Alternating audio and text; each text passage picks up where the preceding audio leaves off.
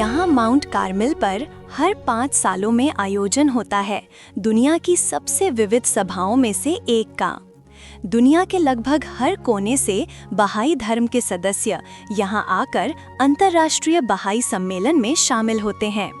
आध्यात्मिक सच्चाइयों को स्थायी व्यवहारिक क्रिया में कैसे बदला जा सके, इसे व्यक्त करने हेतु 5 दिनों तक ये निर्वाचित प्रतिनिधि इकट्ठा होते हैं प्रार्थना करने के लिए, ताकि बहाई धर्म के अंतर्राष्ट्रीय शासी निकाय का निर्वाचन किया जा सके और एक वैश्विक समुदाय के मुद्दों पर विचार विमर्श करने के लिए। हमारी दुनिया को परेशान करने वाले कई संघर्षों और चुनौतियों के बावजूद बहाई आशा का कारण देखते हैं, क्योंकि मानवता धीरे धीरे समझने लगी है कि शांति का एकमात्र सच्चा मार्ग एकता के माध्यम से है। और आज दुनिया भर में हर जगह लाखों लोगों का मानवता की एकता प्राप्त करना एक प्राथमिक लक्ष्य है। बहाई समुदाय एक अनूठा एकता का मॉडल प्रस्तुत करता है, जो अपने सदस्यों की विविधता को गले लगाता है और उस मॉडल का मूल्यांकन करता है।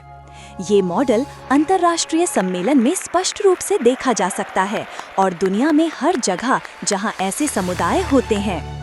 प्राचीन काल से माउंट कार्मेल या प्रभु की विनियार्ड के नाम से जाना जाता रहा है। एलाइजा, जो इज़राइल के एक नबी थे, की पद चिन्हों से धन्य ढलान इस नवीनतम विश्व धर्म के लिए एक उपयुक्त निवास बनाती हैं। नबियों के दिनों में कार्मेल एक उपजाऊ स्वर्ग जैसा क्षेत्र था, विनियार्ड और ऊंचे देवदार वृक्षों से भरा।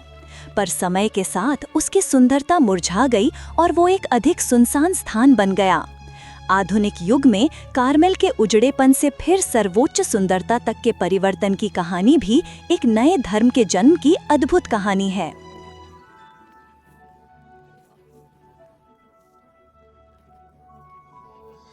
कहानी की शुरुआत 19वीं शताब्दी के मध्य में होती है, एक ऐसा काल जब विश्व भर में धार्मिक अपेक्षाएं थीं। 1844 में इस कमरे में शिराज, पर्शिया में एक युवा व्यक्ति ने शांतिपूर्वक घोषणा की कि वो ईश्वर से आए एक प्रकाश का वाहक है। अपने आप को बाब अर्थात द्वार कहकर उन्होंने बताया।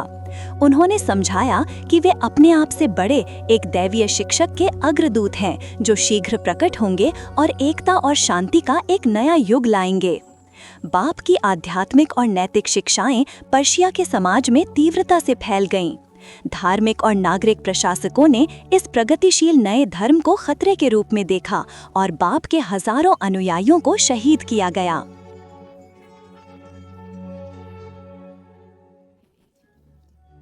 (1850) में बाप स्वयं इस सार्वजनिक चौराहे पर गोलियों से शहीद किए गए और उनकी अस्थियां उनके अनुयायियों द्वारा छिपा दी गईं।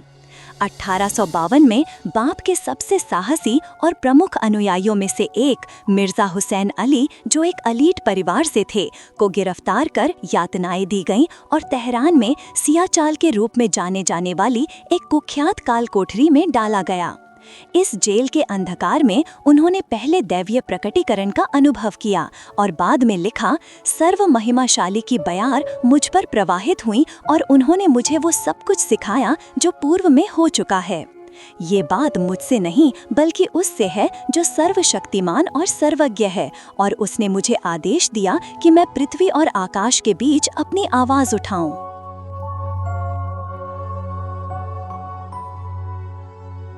अंततः रिहा कर दिया जाने और निर्वासित कर बगदाद भेजे जाने पर उन्होंने बाप के हतोत्साहित अनुयायियों को पुनर्जीवित करना शुरू किया। 1863 में उन्होंने सार्वजनिक रूप से घोषणा की कि वे वो प्रतिज्ञापित अवतार हैं जिनकी बाप ने भविष्यवाणी की थी। उन्होंने बहाउल्लाह, जिसका अर्थ है ईश्वर की महिमा, नाम ग्रहण किया और उनके अनुयायी बहाई के नाम से जाने गए। बहाउल्लाह ने सिखाया कि एक ही परमात्मा है, जिसे विभिन्न भाषाओं और अवस्थाओं में विभिन्न नामों से पुकारा जाता है। उन्होंने धार्मिक सच्चाई की एकता की घोषणा की, ये सत्य जो समय समय पर दैवीय शिक्षकों की एक श्रृंखला द्वारा लोगों को प्रकट किया गया है। बहाउल्लाह ने मानवता की एकता की पुष्टि की और हर प्रकार के पूर्वाग्रह को मिटाने की आवश्यकता पर जोर दिया। मानव के पास एक अखंड आत्मा है और वे अपनी आध्यात्मिक उन्नति के लिए स्वयं जिम्मेदार हैं, जो प्रार्थना, स्वतंत्र सत्य की खोज और दूसरों की सेवा के माध्यम से प्राप्त की जा सकती है।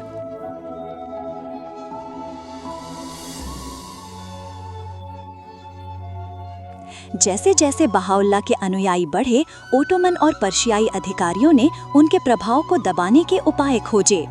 जो समाधान उन्होंने सोचा वो था और अधिक निर्वासन। पहले उन्हें इस्तांबुल भेजा गया, फिर एड्रियानोपल। अंततः उन्हें फिर से कैद की सजा दी गई और प्राचीन शहर अक्का, अब अक्कू या अक्को में भेजा गया। ये ओटोमन साम्राज्य का सबसे कड़ा कारावास उपनिवेश था।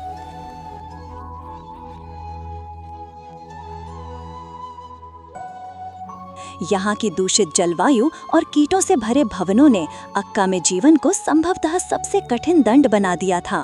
1868 में बहाउल्लाह को यहाँ 70 अनुयायियों और परिवार के सदस्यों के साथ निर्वासित किया गया था। कैद में रहकर बहाउल्लाह ने यहाँ अपनी कई महत्वपूर्ण कृतियों और पुस्तकें लिखीं। अपने समय के राजाओं और शासकों को संबोधित करते हुए उन्होंने अपने धर्म के कानूनों और सिद्धांतों की व्याख्या की।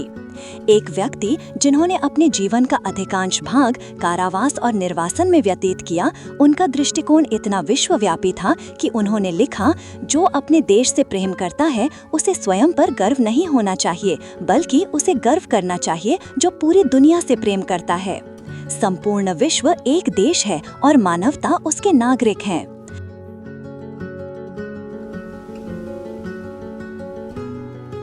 बहाउल्लाह के चरित्र से प्रभावित लोकल प्रशासकों ने अंततः उनकी कैद की शर्तों को नरम कर दिया और वे कुछ दूरी पर बाहजी स्थान पर चले गए, जहां उन्होंने अपने जीवन के अंतिम 12 वर्ष बिताए।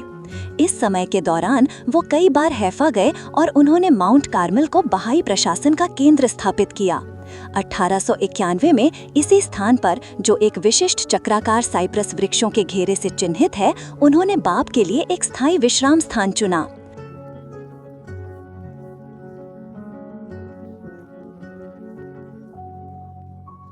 उसके अगले वर्ष बहाउल्लाह ने इस पार्थिव जीवन से विदा ली। उनके अवशेष बाद में बाहजी में उनके घर से लगे एक छोटे भवन में शांति से रखे गए। दुनिया भर के लाखों बहाई प्रार्थनाओं के दौरान बहाउल्लाह की समाधि की दिशा की ओर मुख मोड़ते हैं, जिससे बहाइयों के लिए यह पृथ्वी का सबसे पवित्र स्थान है। अपनी वसीयत में बहाउल्लाह ने अपने सबसे बड़े बेटे अब्दुल बहा को धर्म के प्रमुख के रूप में नामित किया। अब्दुल बहा ने अपने पिता का साथ उनके सभी निर्वासन और कारावास के दौरान दिया था।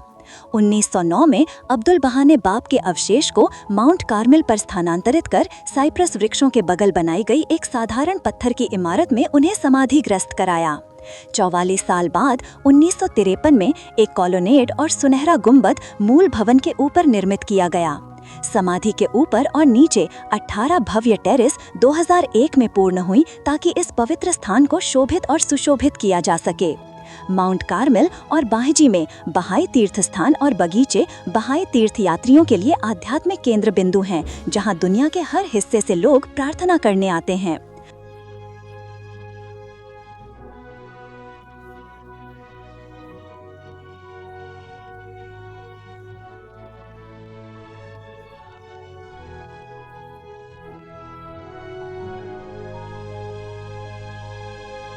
(1911 और 1913 के बीच अब्दुल बहा ने बहाउल्लाह के एकता और शांति के संदेश को प्रसारित करने के लिए पूरे यूरोप और उत्तरी अमेरिका में अथक यात्रा की। उन्होंने अपने पिता की शिक्षाओं को विस्तार से समझाया और धर्म की प्रशासनिक संस्थाओं की मुख्य विशेषताओं को रेखांकित किया। एक बार जब किसी ने पूछा कि एक बहाई क्या है, तो उन्होंने उत्तर दिया, एक बहाई होना सरलता ये है कि संसार से प्रेम करना, मानवता से प्रेम करना और उसे मानवता की सेवा प्रदान करने का प्रयत्न करना, वैश्विक शांति और सार्वभौमिक भ्रातृत्व के लिए कार्य करना। जब अब्दुल बहा का 1921 में देहांत हुआ तो मुस्लिम, ईसाई, यहूदी और अन्य समुदायों से 10,000 से अधिक लोग हैफा में इकट्ठा हुए और दुख व्यक्त किया।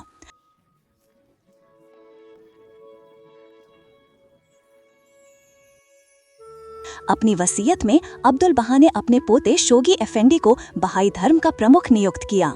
36 वर्षों तक शोगी एफेंडी ने बहाई समुदाय के विस्तार की योजनाओं की शुरुआत की, बहाउल्लाह के लेखों का अंग्रेजी में अनुवाद किया और अक्का और माउंट कार्मेल पर बहाई विश्व केंद्र के विकास को जारी रखा। अंतर्राष्ट्रीय बहाई अभिलेखागार का निर्माण 1957 में पूर्ण हुआ, उसी वर्ष उनका निधन हुआ।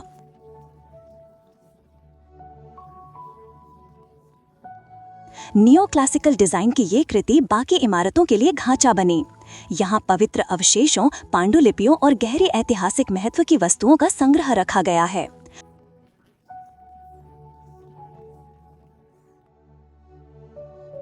उन्नीस तक दुनिया भर में पर्याप्त बहाई समुदायों की उपस्थिति हो गई थी ताकि बहाई लेखों के अनुसार बहाई धर्म के अंतर्राष्ट्रीय शासी निकाय विश्व न्याय मंदिर का चुनाव किया जा सके। इसका मुख्यालय 1983 में पूरा हुआ। विश्व न्याय मंदिर अब पूरे बहाई विश्व समुदाय की गतिविधियों का मार्गदर्शन करता है। विश्व केंद्र की 2 अन्य इमारतें वर्ष 2000 में पूरा हुईं।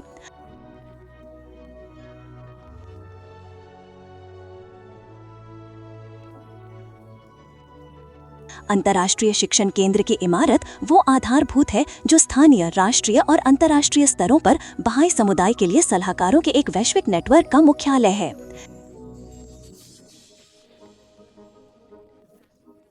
ग्रंथों के अध्ययन के लिए समर्पित अध्ययन केंद्र तथा एक शोध केंद्र है जो उन 100,000 से अधिक दस्तावेजों का संग्रह है जो बहाई पवित्र साहित्य का निर्माण करते हैं।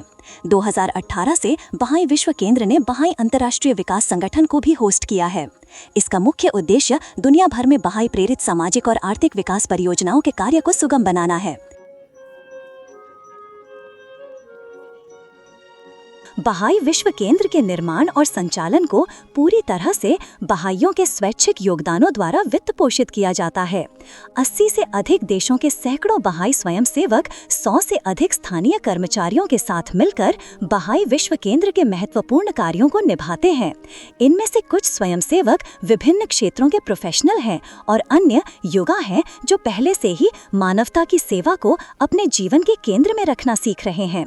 कुछ इनमें से पवित्र स्थलों को संरक्षित और सुशोभित करने के काम में लगे होते हैं, जबकि अन्य तीर्थ यात्रियों और सार्वजनिक आगंतुकों के बढ़ते प्रवाह का प्रबंधन करने में मदद करते हैं, और अन्य लोग एक अत्यधिक विकेंद्रीकृत विश्व समुदाय की सहायता करते हैं जो मानवता की उन्नति के लिए समर्पित हैं। ये स्वयंसेवक सीमित अवधियों के लिए बिना पारिश्रमिक सेवा प्रदान करते हैं। जहाँ भी वे निवास करते हैं, बहाई अपने मित्रों के साथ मिलकर इन सिद्धांतों को समाज की भौतिक और आध्यात्मिक उन्नति में लागू करने का प्रयत्न करते हैं। इन सिद्धांतों में शामिल हैं एकता, मानवता की एकता की मान्यता जो इसकी सारी विविधता को समेटे हुए सभी पूर्वाग्रह को दूर कर देती है और रचनात्मक शक्ति का स्रोत बन जाती है। ज्ञान यहाँ मानव प्रगति का केंद्र है। हर कोई सक्रिय भूमिका निभाकर इसे उत्पन्न, लागू और साझा कर सकता है। विज्ञान और धर्म का मौलिक सामंजस्य जो ज्ञान के विकास और सभ्यता की उन्नति में परस्पर पूरक भूमिकाएं निभाते हैं। महिलाओं और पुरुषों की समता, वे सभी मानवीय प्रयासों के क्षेत्रों में अपना सही स्थान लें। महिलाएं सामाजिक परिवर्तन में केंद्रीय भूमिका निभाती हैं। परामर्श की प्रभावशीलता, एक समस्या समाधान और सामूहिक निर्णय निर्माण की प्रक्रिया जो एकता और न्याय दोनों को बढ़ावा देती है। बहाउल्लाह अपने अनुयायियों से आग्रह है, सभी मामलों में मिलकर परामर्श करो, क्योंकि परामर्श वह दीपक है जो सही मार्ग दिखलाता है और सही समझ प्रदान करता है।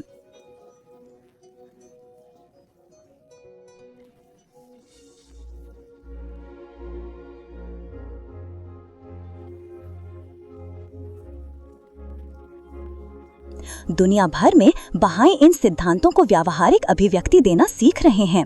गांवों, पड़ोसों, कस्बों और नगरों में बहाई समुदाय निर्माण गतिविधियां पेश की जा रही हैं जो सभी के लिए खुली हैं। हम सभी आत्मिक और भौतिक रूप से समुदायों के निर्माण में योगदान देना सीख रहे हैं। बहाई शिक्षाएं कहती हैं कि सार्वभौमिक शांति आवश्यक है और हमारे समय में प्राप्त की जा सकती है। बहाउल्लाह द्वारा प्रस्तावित शांति केवल युद्ध और संघर्ष का अंत नहीं है, यह एक न्याय संगत, परस्पर और स्थायी वैश्विक समाज की स्थापना भी है। तृणमूल से वैश्विक स्तर तक के अपने अनुभवों से बहाई अंतर्राष्ट्रीय समुदाय संयुक्त राष्ट्र के विचार विमर्शों में 1945 से निरंतर योगदान देता आया है।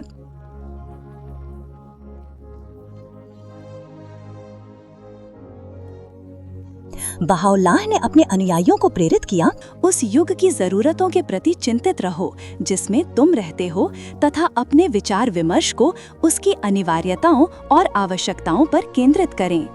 इसलिए बहाइयों ने धर्मनिरपेक्ष सह अस्तित्व, गरीबी उन्मूलन, जलवायु परिवर्तन और पर्यावरण, महिलाओं के उत्थान और शिक्षा के महत्व जैसे महत्वपूर्ण मुद्दों पर लगातार ध्यान दिया है। अपने जीवन और शिक्षाओं के माध्यम से बाहुल्लाह ने निर्वासन और कारावास की पीड़ा को पार कर लिया। मानवता के लिए उनकी एकता की दृष्टि और भविष्य के प्रति उनका आशावाद दुनिया भर के बहाइयों को प्रेरित करता है कि वे एक शांतिपूर्ण और न्यायसंगत वैश्विक सभ्यता के निर्माण में योगदान करें। यह परिवर्तन बहाई विश्व केंद्र के माउंट कार्मेल पर स्थित इमारतों और बगीचों में झलकता है। विश्व न्याय मंदिर के शब्दों में, बागों और टेरेसेस की सुंदरता और भव्यता उस प्रकार के परिवर्तन का प्रतीक है जो होने वाला है, दोनों लोगों के हृदयों के भीतर और ग्रह के भौतिक परिवेश में।